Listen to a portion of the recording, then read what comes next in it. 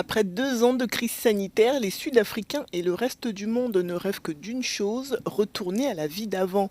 Une vie sans Covid-19 et où l'économie se portait mieux. Car pour les commerces, ces 2 dernières années ont été difficiles. Il y a quelques jours, le gouvernement a annoncé que le pays avait passé la 4e vague. Et pour les commerçants, c'est peut-être la lumière au bout d'un long tunnel. Il y avait tellement de prédictions désastreuses sur le commerce de détail et elles se sont effondrées pendant le Covid-19. Ils ont dit que c'était la fin du commerce de détail, que les achats en ligne tueraient le commerce de détail. La réalité est que rien de tout cela ne s'est avéré. En effet, c'était complètement faux. Nous constatons que nos centres fonctionnent très bien.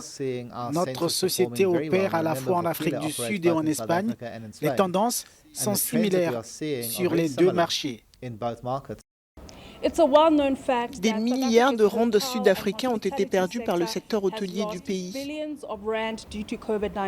Cependant, certains hôtels entrevoient une lueur d'espoir. L'un des plus grands opérateurs hôteliers d'Afrique a récemment déclaré avoir apporté un certain nombre de changements pour s'adapter à l'avenir.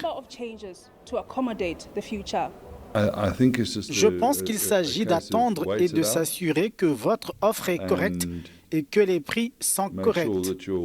Assurez-vous également que vos bâtiments fonctionnent. Je pense que la chose la plus importante ici est que les hôtels ne sont pas destinés à être fermés. Le chômage en Afrique du Sud atteint actuellement un taux alarmant de 34%. Les propriétaires de petites entreprises qui opèrent dans le centre économique de Johannesburg pensent que la vie après Omicron apportera de nouvelles opportunités. Je pense que les affaires sont de retour. Si vous regardez l'énergie des gens, vous voyez qu'ils sont ravis de sortir. C'est incroyable et j'adore ça. Dans les périodes à venir, je pense que ça ira mieux. Je pense que nous dirons que ce coronavirus est la meilleure chose qui nous soit arrivée.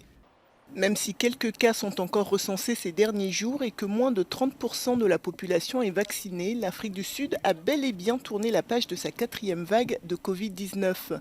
Une politique qui permet également de soulager l'économie, tandis que le FMI ne prévoit que 1,9% de croissance pour 2022.